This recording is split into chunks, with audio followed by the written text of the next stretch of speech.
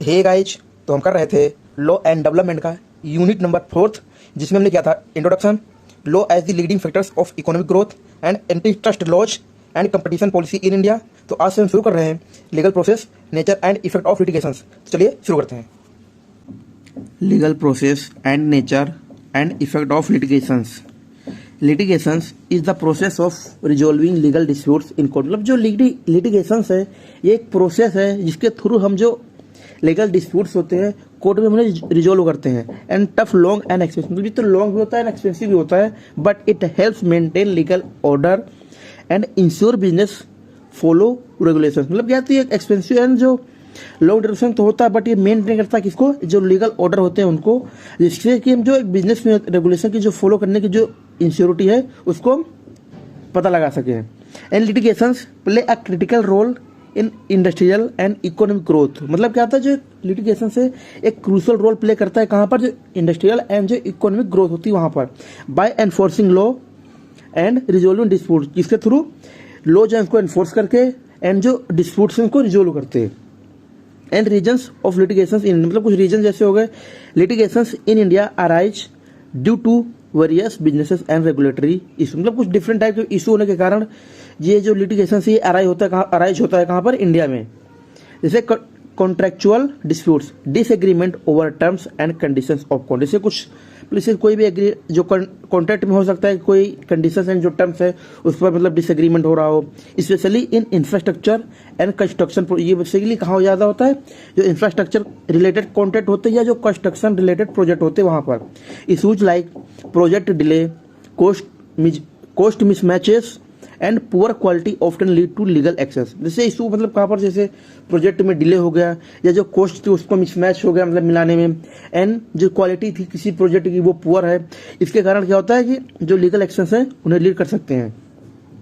And regulatory violations, businesses fail to comply with environmental, labour और tax laws. मतलब हो सकता है जैसे बिजनेस है मतलब जो इन्वायरमेंटल एंड जो लेबर एंड जो टैक्स लॉज है उनके साथ कॉम्प्ली करने में फेल रही हो, can lead to fine, penalties and even business closure. मतलब हो सकता है इसलिए कि आपको फाइन भी देनी पड़ जाए एंड पेनल्टी भी पे करनी पड़ जाए, एंड बिजनेस की जो क्लोजर है उसको भी लीड हो सकती है। And intellectual property disputes, industries like technology and pharmaceuticals and entertainment frequently face intellectual property litigation. मतलब जैसे इंडस्ट्री जैसे हो गई, जैसे टेक्नोलॉजी हो गई, या एंटरटेनमेंट की इंडस्ट्री हो जाए, या क्रिटिकल्स इंडस्ट्रीज हो जाए, ये मतलब फेस करती है किसको, जो इंटेलेक्चुअल प्रॉपर्टी की जो लिटिगेशन होती है उसको फेस करती है। And companies such as sue each other for patent, trademark and copyright infringement. मतलब कंपनीज होती है के लिए मतलब एक बनाया जाता है कि आप पेटेंट के लिए, ट्रेडमार्क और कॉपीराइट जो इन्फ्रिंजमेंट है उसके भी यहाँ पर कंपनीज को इंटेलेक्चुअल जो प्रॉपर्टी डिस्प्यूट है उसको आप रिजोल्व कर सकते हो। एंड कंसिक्वेंसेस ऑफ लिटिगेशन, मतलब इसके रिजल्ट क्या हो सकते हैं, जैसे litigations affect businesses, employees, investors and the companies in multiple ways. मतलब हो सकता है जो लिटिगेशंस है ये बिजनेसेस को एक मतलब डिफरेंट वे में, मल्टीपल वे में इफेक्ट करता है, एम्प्लॉय को भी इस हिसाब से इफेक्ट करता है, एंड इन्वेस्टर जो होते हैं किसी भी कंपनी के, एंड जो इकोनॉमी होती है उसको भी मल्टीपल वे में इफेक्ट डालता है। जैसे financial cost, high legal fees and damage can burden company. मतलब जैसे हाई लीगल फीस हो गई या डैमेजेस हो गए, मतलब इनको एक कंपनी पर बर्डन डालते हैं, specially small and medium enterprise. जैसे मतलब छोटी छोटी जो कंपनीज हो गई या इंटरप्राइज हो गए उन पर ज़्यादा बेसिकली प्रॉब्लम होती है। एंड सब बिजनेसेस में even go bankrupt due too expensive law suits. तो हो सकता है जो बिजनेसेस हैं वो मतलब बैंकक्रप्ट भी हो सकते हैं बिकॉज ये जो लॉ सूट्स है ये मतलब एक्सपेंसिव होने के कारण। And damage to company reputations, company involve in lawsuits में लूज कस्टमर। मतलब हो सकता है जो कंपनी है मतलब जो रेपुटेशन है वो लॉ सूट्स में इन्वॉल्व होने के कारण उनकी मतलब वो कस्टमर को लूज कर सकते हैं, एंड इन्वेस्टर जो होते हैं वो भी लूज हो सकते हैं, एंड बिजनेस पार्टनर्स। और इससे कंपनी की जो रेपुटेशन होती है वो डैमेज होती है। Example, if company is sued for unethical practice, मतलब जैसे कंपनी के ऊपर मतलब कोई अनएथिकल प्रैक्टिस का मतलब केस हुआ, एंड कस्टमर में स्टॉप बाइंग एंड एक्सपोर्ट। मतलब हो सकता है ये कस्टमर्स जो हैं उसके जो प्रोडक्ट्स हैं उसको बाय करना बंद कर दें। And disruptions of business operations, court में order a company to stop selling a product और हाल्ट अ प्रोजेक्ट। मतलब जैसे कोर्ट है गया, कोर्ट मतलब एक ऑर्डर देता है कंपनी को कि मतलब जो सेलिंग एंड जो प्रोडक्ट की है एंड जो हाल्ट है किसी प्रोजेक्ट की है उसको स्टॉप करने के लिए, and this lead to loss of revenue, project delay and lower employ morale. मतलब इससे क्या होगा, जो एक रेवेन्यू का जो है वो लॉस होता है एंड जो प्रोजेक्ट वो डिले होने लगता है एंड जो एक एम्प्लॉय का जो मोरल होता है वो लोअर होने लगता है धीरे धीरे। इसकी केस स्टडी क्या है, जैसे Vodafone versus union of India. इसका बैकग्राउंड क्या था, Vodafone acquire Hutch Acer 2007 but the Indian government demanded capital gain tax on the deal. मतलब वोडाफोन था मतलब एक हच एसर को मतलब एक्वायर तो किया, बट इसमें क्या था, जो इंडियन गवर्नमेंट थी उसने जो डिमांड किया किसको, कैपिटल गेन टैक्स को, जो डील थी उसके ऊपर। And Vodafone argue that the deal to place outside India and that Indian tax law return apply. तो इसमें क्या था, वोडाफोन जो थी उसने आर्ग्यू किया किससे, इंडियन गवर्नमेंट से, कि ये जो डील हुई है ये आउटसाइड इंडिया हुई है, इस पर जो इंडियन टैक्स लॉ है वो अप्लाई नहीं होता। इसका कोर्ट रूलिंग हुई in 2012, the Supreme Court ruled in Vodafone favours. मतलब इसमें क्या था, जो 2012 में जब इसका सुप्रीम कोर्ट ने मतलब इसको फैसला सुना मतलब वोडाफोन के फेयर में, and stating that tax demand was not valid. मतलब इसमें क्या था, इसमें बताया गया कि जो टैक्स की डिमांड थी वो वैलिड नहीं थी।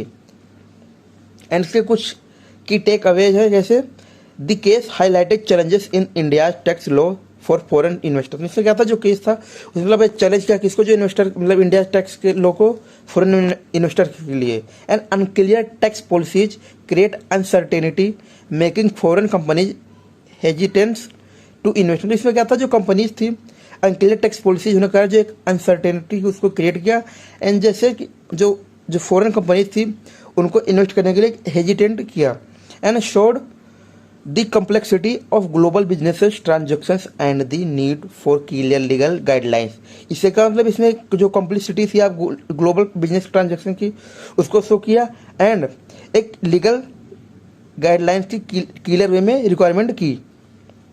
The advantages and effect of legal certainty on economic development. Legal certainty means that laws are clear stable and consistently apply. मतलब जैसे लीगल सर्टेनिटी का मतलब क्या होता है कि जो लॉ हैं किसी भी इकोनॉमिक में या कंट्री में वो क्लियर हो एंड स्टेबल हो एंड कंसिस्टेंटली उस पर अप्लीकेबल होते रहे। And it ensure that businesses investors and individual understand their legal rights and responsibility. मतलब ये इंश्योर करते हैं कि जो बिजनेसेस हैं या जो इन्वेस्टर हो गए या जो इंडिविजुअल हो गए, ये मतलब अपने जो उनके राइट्स हैं, लीगल राइट्स हैं, जो इनकी रिस्पॉन्सिबिलिटी है उसको आप अंडरस्टैंड करें। And importance of legal certainty, मतलब की इंपॉर्टेंस क्या होती है, and encourage businesses confidence, company know they can operate safely. मतलब क्या है, जो बिजनेस की जो कॉन्फिडेंस होता है उसको बूस्ट करते हैं, बिकॉज जो कंपनी होती है वो जानती रहती है कि उनको ऑपरेट मतलब सेफली ऑपरेट कैसे करना है। And attract investment, investors prefer economies with stable legal systems. मतलब जो एक इन्वेस्टमेंट होता है उसको अट्रैक्ट करते हैं, आकर्षित करते हैं कि जो बिकॉज जो इन्वेस्टर होते हैं वो प्रेफर करते हैं कि जो इकोनॉमीज है वो एक स्टेबल है, किसके साथ, एक लीगल सिस्टम के साथ। And promote industrial growth, businesses expand when laws are predictable. मतलब क्या, जैसे बिजनेस की जो इंडस्ट्रियल जो ग्रोथ होती है वो प्रमोट होती है, बिकॉज जो बिजनेसेस होते हैं वो एक्सपेंड जब बढ़ते हैं तो उससे क्या होगा, जो लॉ का होता है एक प्रेडिक्टेबल वे में काम करता है। And meaning and role of legal certainty, legal certainty ensure laws are clear and predictable so businesses can make long term plan. मतलब जैसे लीगल सर्टेनिटी जो होती है वो इंश्योर करती है कि जो लॉज हैं वो क्लियर रहेंगे एंड प्रेडिक्टेबल रहेंगे इन फ्यूचर के लिए, जिससे कि जो बिजनेस हैं वो लॉन्ग टर्म प्लानिंग कर सकते हैं। And it protect property rights, contract and investment stability. ये प्रोटेक्ट करते हैं कि जो प्रॉपर्टी राइट्स हैं उनको, कॉन्ट्रैक्ट है उनको, एंड जो इन्वेस्टमेंट है स्टेबिलिटी है उसको। And without legal certainty business hesitate to invest. मतलब जैसे अब जब लीगल सर्टेनिटी नहीं होगी तो इससे क्या होगा, जो बिजनेस है वो इन्वेस्ट करने में हेजिटेट करेंगे। एंड लॉ में भी चेंज अनप्रेडिक्टेबल, मतलब जो लॉ हैं वो अनप्रेडिक्टेबल वे में चेंज होते रहेंगे। And economic growth slow down, इससे क्या होगा, जो इकोनॉमिक की जो ग्रोथ है वो धीरे धीरे स्लो होती रहेगी। And legal certainty and economic growth reduce risk in businesses, investors and entrepreneur feel safer. इससे का मतलब कि जो रिस्क होगा उसको बिजनेस में वो रिड्यूस होगा, तो जो इन्वेस्टर एंड जो एंटरप्रेन्योर है वो फील सेफ करेंगे कि हमारा जो इन्वेस्टमेंट है वो सेफ है एंड सिक्योर है। And encourage industrial expansion, manufacturing infrastructure and energy project rely on stable legal framework. क्या होता है कि जो मैन्युफैक्चरिंग एंड जो इंफ्रास्ट्रक्चर एंड जो एनर्जी प्रोजेक्ट्स होते हैं ये रिलाई कहाँ पर करते हैं कि जो एक फ्रेमवर्क वो स्टेबल एंड लीगल रहे। इससे क्या होगा, जो इंडस्ट्रियल जो एक्सपेंशन है वो बूस्ट हो मिलेगी उसको। And without legal certainty investor postpone और कैंसिल प्रोजेक्ट। मतलब जैसे अगर किसी भी इकोनॉमिक ग्रोथ में क्या, अगर प्रोजेक्ट में अगर लीगल सर्टेनिटी नहीं रहेगी कि जो इन्वेस्टर हैं उसे पोस्टपोन कर देंगे या तो उसे प्रोजेक्ट जो होगा उसे कैंसिल कर देंगे। And make become unstable. इससे क्या होगा, जो बिजनेस जो इकोनॉमिक है वो अनस्टेबल हो जाएगी। And benefits of legal certainty in economic development, attracting foreign and domestic investment. इससे क्या होगा, मतलब ये जो फॉरेन एंड जो डोमेस्टिक इन्वेस्टमेंट है उसको अट्रैक्ट करते हैं। लीगल स्टेबिलिटी अट्रैक्ट कैपिटल, मतलब से जो लीगल स्टेबिलिटी है वो जो कैपिटल है उससे अट्रैक्ट करती है। Because investor prefer economies with strong property rights and contract enforcement. Because जो इन्वेस्टर होते हैं वो प्रेफर करते हैं कि जो इकोनॉमीज है वो एक स्ट्रॉन्ग प्रॉपर्टी राइट्स है उसके साथ मेंटेन करके एंड जो कॉन्ट्रैक्ट एनफोर्समेंट लॉज हैं वो इम्प्लीमेंट होते रहे। Example, foreign direct investment FDI increase in countries with predictable law. जैसे मतलब एक FDI है, फॉरेन डायरेक्ट इन्वेस्टमेंट, उसने इंक्रीज किया कि जो कंपनी इन कंट्री में जहाँ पर कि प्रेडिक्टेबल लॉज था। And countries with uncertain laws face lower investment. जैसे कंट्री हो गई यहाँ पर जहाँ पर जैसे अनसर्टेन लॉ है तो वहाँ पर क्या होगा, जो इन्वेस्टमेंट है उसका रेट जो होगा वो लो होता रहेगा टाइम टू टाइम। इसकी केस स्टडी कैसे है, impact on India's ease of doing business ranking. मतलब ये केस स्टडी जैसे India's improve its ease of doing business ranking from 113th in 2000 to 63 in 2020 से इंडिया का जो इम्प्रूव मतलब जो ईज ऑफ डूइंग जो बिजनेस का जो था रैंकिंग थी इससे मतलब इंडिया की इम्प्रूव हुई। बिकॉज पहले 2016 में क्या थी इंडिया की रैंकिंग 130 थी, बट यही 2020 में कहाँ पहुंची, only 63।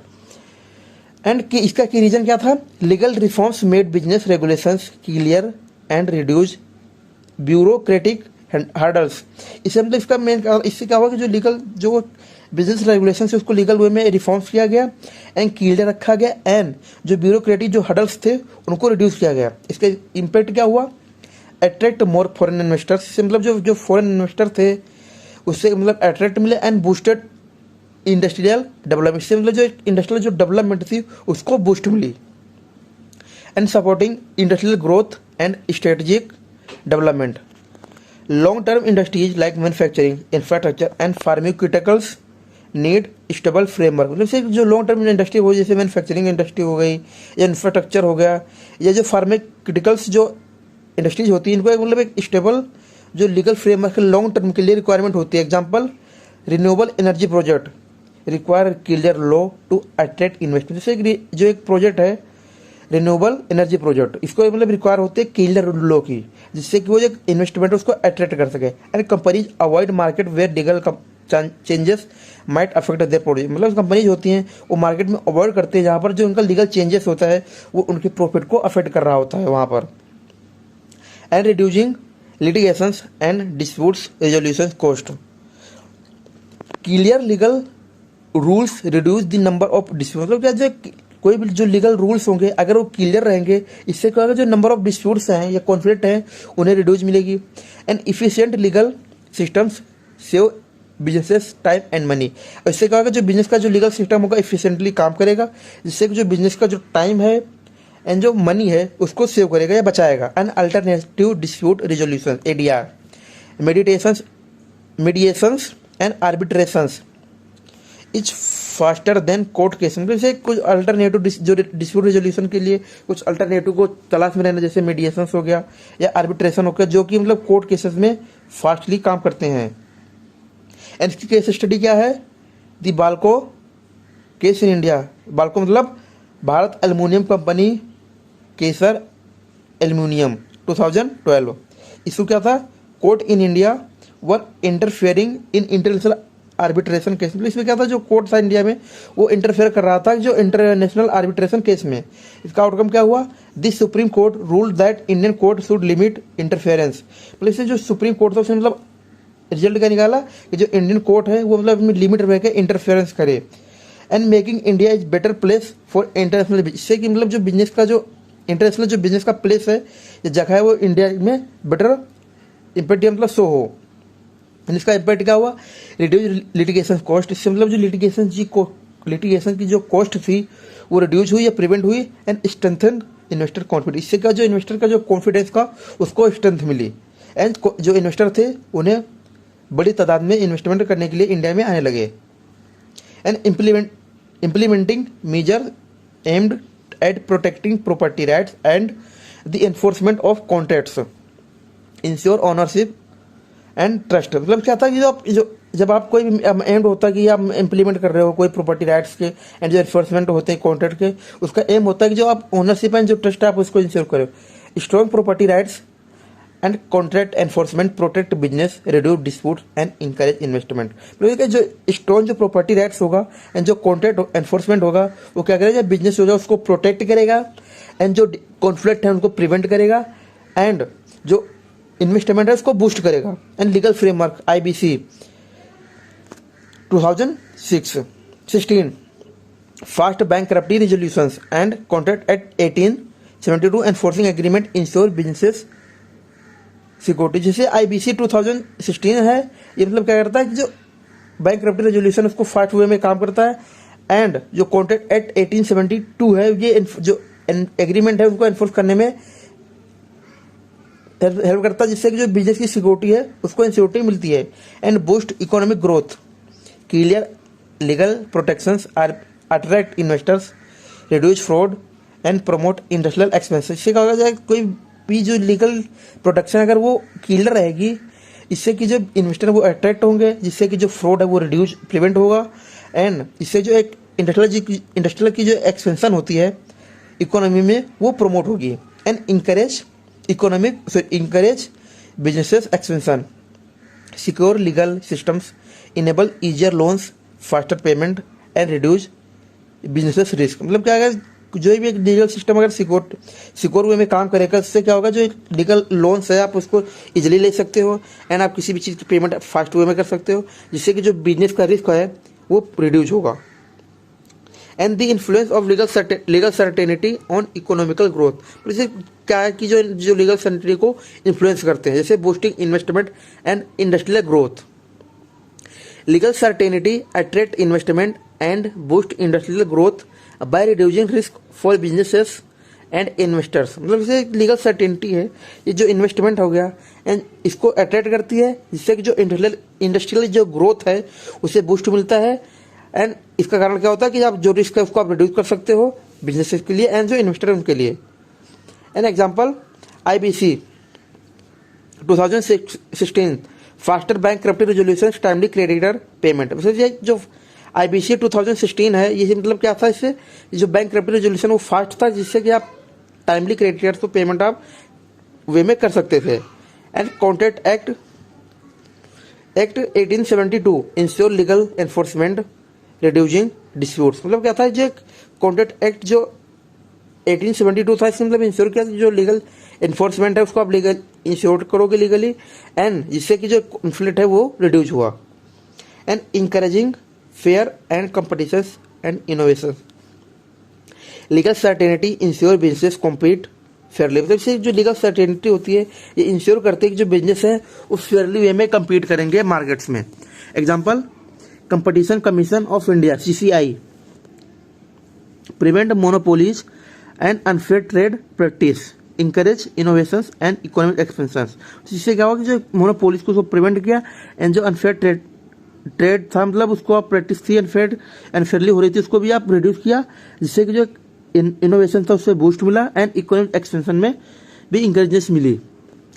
And preventing corruption and strengthening governance, legal certainty reduce corruption by ensuring transparent business regulation. जो लीगल सर्टेनिटी होती है ये करप्शन को प्रिवेंट करती है, बिकॉज कारण क्या होता है कि ये जो काम करता है, ये मतलब बिजनेस रेगुलेशन जो होती है वो ट्रांसपेरेंट वे में काम करती हैं। And without clear law business में फेस, मतलब जैसे अगर कोई भी लॉ अगर वो क्लियर नहीं रहेगा तो बिजनेस कुछ इशू हैं वो फेस कर सकते हैं, जैसे अनफेयर ट्रीटमेंट बाय ऑफिशियल्स। जैसे कुछ ऑफिशियल्स हैं गवर्नमेंट के, उनके द्वारा एक अनफेयर ट्रीटमेंट भी हो सकती है उनके साथ। And bribery and legal manipulation, मतलब इससे क्या जो ब्राइबरी एंड जो लीगली जो मैनिपुलेशन है उसे फेस कर सकते हैं, जिससे कि उन्हें मार्केट में कम्पीट करने में प्रॉब्लम हो सकती है। And ensure sustainable development. Stable environmentals laws encourage businesses to invest in eco friendly technology. मतलब जैसे स्टेबल जो इन्वायरमेंट लॉज होते हैं वो इंकरेज करते हैं किसको, बिजनेसेस को, कि आप जो इन्वेस्टमेंट है उसको आप इको फ्रेंडली टेक्नोलॉजीज में करो। Example clear law on pollution control encourage industrial to invest green technology. जैसे कि क्लियर लॉ अगर कोई पोल्यूशन कंट्रोल पर अगर है तो इंकरेज करेगा इन्वेस्टर को कि आप जो इन्वेस्ट है आप उसको ग्रीन टेक्नोलॉजी हो गई वहां पर आप करो।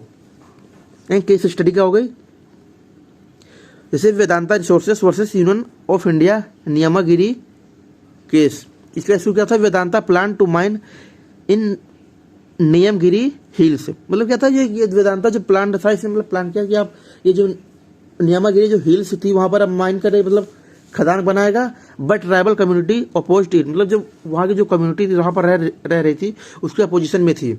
इसका आउटकम क्या हुआ, the Supreme Court ruled that favour on environmental laws and tribal rights. इसमें क्या था, जो सुप्रीम कोर्ट था उसने फैसला अपना सुनाया एनवायरमेंटल जो लॉज थे उनके फेवर में, एंड जो वहाँ पर कम्युनिटी थी ट्राइबल वाली उनके राइट्स के पर।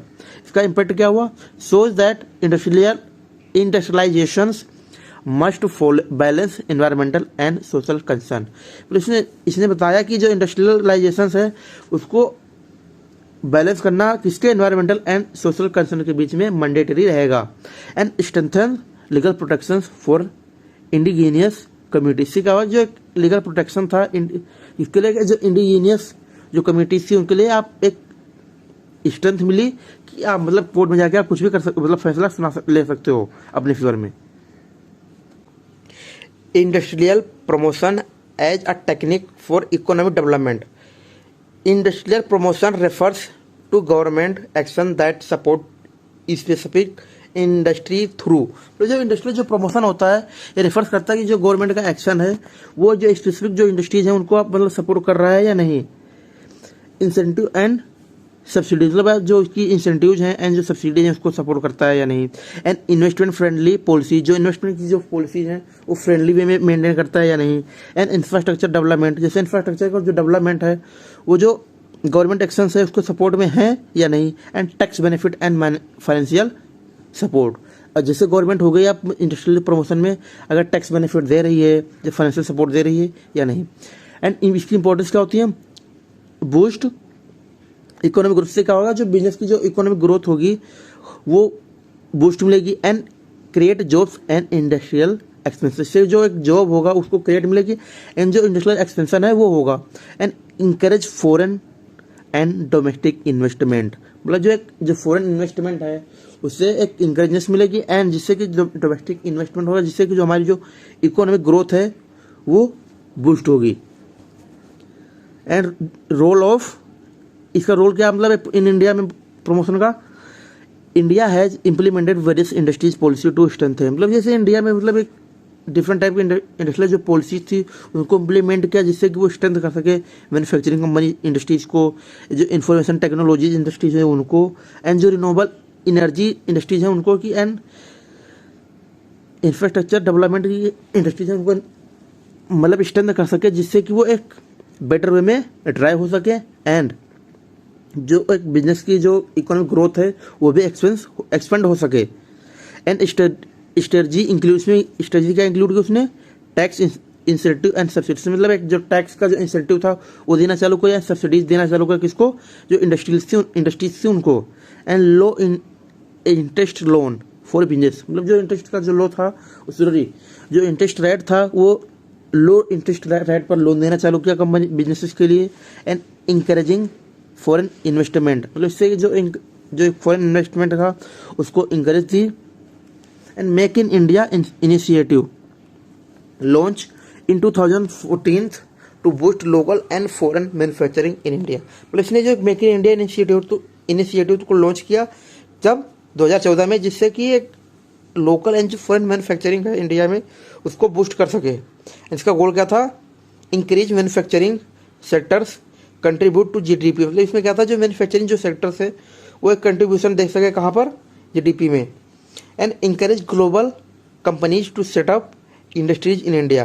बोले जो इसने इंकरेज किया जो ग्लोबल कंपनीज थी कि वो अपना जो सेटअप है वो इंडस्ट्रीज का वो इंडिया में लगा सके, एंड जिससे कि हमारे इंडिया में एक जॉब की क्रिएशन बढ़ेगी and strength India as a global production. इसमें इससे क्या हुआ कि जो इंडिया थी इसको मतलब एक ग्लोबल प्रोडक्शन हब बनने में मतलब हेल्प मिली या स्ट्रेंथ मिली। इसका चैलेंजेस क्या था? इंफ्रास्ट्रक्चर लिमिटेशंस, मतलब जो हमारे यहाँ के जो इंफ्रास्ट्रक्चर था वो इसकी लिमिटेशंस होने के कारण प्रॉब्लम आ रही थी। एंड रेगुलेटरी कॉन्स्टेंट, मतलब कुछ रेगुलेटरी जो कॉन्स्टेंट थे उनके कारण भी चैलेंजेस आ रहे थे जो ग्लोबल लेवल की जो कंपनीज थी उनको इंडिया में सेटअप करने में। एंड लेबर मार्केट इनएफिशिएंसी, मतलब क्या था जो लेबर मार्केट थी उनकी इफिशिएंसी होने के कारण प्रॉब्लम आ रही थी, हो सकती थी इन फ्यूचर में। एंड केस स्टडी जैसे south Korea's industrial promotion strategy, जैसे साउथ कोरिया में जो इंडस्ट्रियल प्रमोशन स्ट्रेटजी थी उसके कुछ की अवे हैं। जैसे south Korea's economy transformation was fuelled bye strong government intervention. जो साउथ कोरिया की जो इकोनॉमिक ट्रांसफॉर्मेशन थी मतलब किसके द्वारा फ्यूल की गई थी? जो गवर्नमेंट की इंटरवेंशन थी उसके द्वारा। एंड गवर्नमेंट सपोर्टेड की इंडस्ट्रीज, उसने किसको सपोर्ट किया? जो स्टील इंडस्ट्री हो गई उनको, या जो शिप बिल्डिंग कर रही थी उनको, एंड जो इलेक्ट्रॉनिक इंडस्ट्री थी उनको सपोर्ट करना चालू किया। And provided low interest loan grants and R&D investment. इससे क्या था जो मतलब एक R&D जो इन्वेस्टमेंट था उसको प्रोवाइड किया, एंड जो इंटरेस्ट था लोन का उसको लो रखा, एंड ग्रांट वे में प्रोवाइड किया जिससे कि वो इंडस्ट्रीज हैं उनको सपोर्ट कर सके, एंड जिससे कि वो इंडस्ट्री का प्रमोशन एक स्ट्रेटजी वे में कर सके। एंड इसका आउटकम क्या हुआ? South Korea become a global leader in technologies and heavy industry. इससे कि जो एक साउथ कोरिया था एक ग्लोबल लेवल पर एक लीडर बना किसका? टेक्नोलॉजीज में, एंड जो हैवी इंडस्ट्रीज कंपनी थी वहाँ पर। And proved that government intervention can drive industrialisation and innovations. इसने प्रूव किया कि जो गवर्नमेंट का इंटरवेंशन अगर सही है तो एक इंडस्ट्रियलाइजेशन को ड्राइव कर सकता है, एंड उसके इनोवेशंस हैं उसको भी ड्राइव कर सकता है।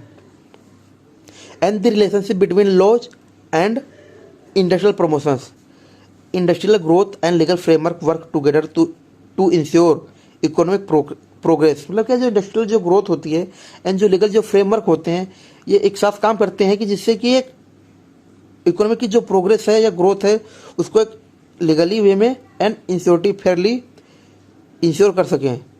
And legal reforms supporting industrial promotions, India introduce several laws to improve business condition. मतलब क्या था इसने लीगल फॉर्म्स मतलब जैसे इंडस्ट्रियल प्रमोशन के लिए कुछ लीगल रिफॉर्म्स लाए गए। जैसे इंडिया था इसने इंट्रोड्यूस किया किसको?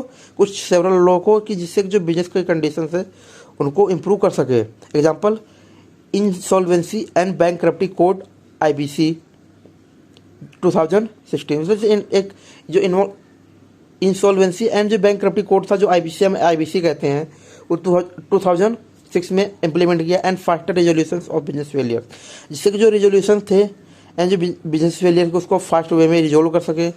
And reduce risk for investors and landers, मतलब इसमें क्या था जो लोन देने वाले थे एंड जो इन्वेस्टर थे उनके जो रिस्क था उसको प्रिवेंट कर सके। And encourage business expansion and industrialisation, इससे क्या जो बिजनेस को उसको बूस्ट मिली एंड जो इंडस्ट्रियलाइजेशन था उसको एक्सपेंशन मिली। एंड इसकी चैलेंजेस एंड अपॉर्चुनिटी क्या थी? Challenges in India's industrial promotions policy, मतलब इसमें क्या था जो इंडिया की जो प्रमोशन पॉलिसी थी ये चैलेंजेस थी इंडिया में। Complex regulations and bureaucracy slow down industrial project, मतलब क्या था जो रेगुलेशन था हमारे इंडिया में वो कॉम्प्लेक्स होने के कारण एंड जो ब्यूरोक्रेसी थी वो स्लो डाउन होने के कारण जो इंडस्ट्रियल प्रोजेक्ट हो रहे थे वो डिले हो रहे थे।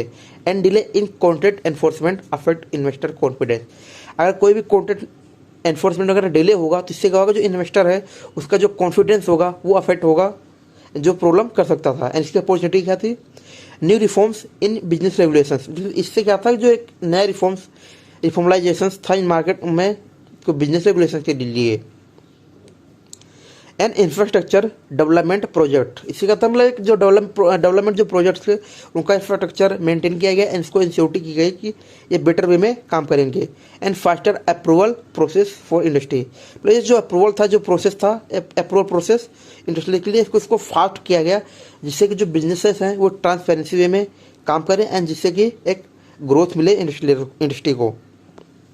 And landmark cases on industrial promotions and corporate governance, मतलब क्या कुछ लैंडमार्क केसेस हैं जो इंडस्ट्रियल प्रमोशंस पर हैं एंड कारपोरेट गवर्नेंस पर हैं। जैसे real industries limited versus stock exchange board of India 2002। इसका इशू क्या था, जो सेबी थी इसने एक्यूज किया तो जो रिलायंस है वो वायलेट कर रही है इसको कारपोरेट गवर्नेंस के रूल्स को एंड इनसाइडर ट्रेडिंग रेगुलेशन। मतलब जो सेबी थी उसने मतलब इसके ऊपर एक केस डाला कि ये जो रिलायंस इंडस्ट्रीज है ये जो कारपोरेट गवर्नेंस के जो रूल्स हैं उसको मतलब सही ढंग से मतलब उसका सोशल कर रही है and insider trading regulation and जो उसकी इनसाइडर जो ट्रेडिंग रेगुलेशन थी उसको भी सही ढंग से काम नहीं कर रही है। इसका आउटकम क्या हुआ, strengthen transparency and corporate governance laws in India. इससे क्या हुआ कि जो ट्रांसपेरेंसी थी एंड जो कारपोरेट गवर्नेंस के जो लॉ थे इंडिया में उनको स्ट्रेंथ मिली एंड इसका इम्पैक्ट क्या हुआ, improve investors confidence leading to better industrialisation and fair market practice. इससे क्या हुआ जो इन्वेस्टर का जो कॉन्फिडेंस का वो इम्प्रूव हुआ, जो कि इंडस्ट्रियलाइजेशन के लिए एक बेटर एंड अच्छा मतलब एक अच्छा निर्णय डिसीजन साबित हुआ एंड जिससे कि जो मार्केट की प्रैक्टिस थी वो फेयर वे में ड्राइव की जा सके। एंड टाटा कंसल्टेंसी सर्विस या TCS versus state of Andhra Pradesh 2005। Issue क्या था इसका, whether software service should be classified as good under sale of tax law. मतलब इसमें क्या था, मतलब जो सॉफ्टवेयर सर्विसेज की उनको मतलब क्लासिफाइड करना था कि एज अ गुड्स मतलब किसके अंदर सेल्स ऑफ जो टैक्स लॉज था उसके अंदर कैसे क्लासिफाइड करेंगे। इसका आउटकम क्या हुआ, supreme court rule that software is taxable. मतलब इसमें क्या था, जो सुप्रीम कोर्ट था उसने मतलब एक फैसला सुनाया कि जो सॉफ्टवेयर है अगर वो सेल होते हैं वो टैक्सेबल वे में माने जाएंगे। एंड इसका इम्पैक्ट क्या हुआ, establish a clear taxation framework for IT and digital industry. से क्या हुआ, जो एक क्लियर टैक्सेशन जो था फ्रेमवर्क था वो इंफॉर्मेशन टेक्नोलॉजीज के लिए जो डिजिटल इंडस्ट्रीज को उसके लिए एस्टेब्लिश किया गया, जिससे कि ये जो टैक्सेशन जो सॉफ्टवेयर सर्विस के लिए जो टैक्स ऑफ लॉस था वो बेटर वे में ड्राइव किया जा सके। And Satyam scandal 2009 corporate fraud cases. Issues क्या था इसका, Satyam chairman misreported companies finance 7,000 crore fraud. मतलब क्या था, जो सत्यम स्कैंडल सत्यम जो कंपनी का जो चेयरमैन था उसने क्या किया, जो उसकी फाइनेंस जो रिपोर्ट थी उसको मिस वे में रिप्रेजेंट किया फाइनेंस को। इसका लगभग उसने 7,000 करोड़ का फ्रॉड उसने किया था। एंड इसका आउटकम क्या हुआ, lead to structure corporate governance regulation. क्या जो कॉर्पोरेट गवर्नेंस रेगुलेशन थी उसने मतलब उसको स्ट्रिक्ट किया and strengthened auditing and complex law. इससे क्या हुआ, जो ऑडिटिंग एंड जो कॉम्प्लेक्स जो लॉ थे उसको स्ट्रेंथ मिली एंड इसका इम्पैक्ट क्या हुआ, इन फ्यूचर मार्केट्स पर increase investor trust and foreign direct investment in Indian industries. इससे क्या जो इन्वेस्टर थे उनको इंक्रीज जो उनका ट्रस्ट था वो इंक्रीज हुआ किसी भी इकोनॉमी में इंडिया में इंडियन इंडस्ट्री में एंड जो फॉरेन डायरेक्ट जो इन्वेस्टमेंट था उसे भी बूस्ट मिली। And steel authority of India limited SAIL versus competition commission of India CCI। ये सेल वर्सेस CCI, इसका इशू क्या था, जो CCI जो कंपटीशन कमीशन ऑफ इंडिया थी उसने मतलब एक्यूज किया मतलब कह डाला कि जो सेल है steel authority of India limited ये मतलब एक अब्यूज कर रही है किसको, एक डोमिनेंट पोजीशन को स्टील इंडस्ट्रीज में। इसका आउटकम क्या हुआ, जो supreme court rule in favour of SAIL reinforcing fair competition. इसमें क्या था, जो सुप्रीम कोर्ट था उसने जो अपना फैसला जो रूल किया उसने सेल के फेवर में किया कि जो री एनफोर्सिंग फेयर कंपटीशन था वो लोग के हिसाब से सही चल रहा था। एंड इसका इम्पैक्ट क्या हुआ, competition law enforcement and fair trade practice.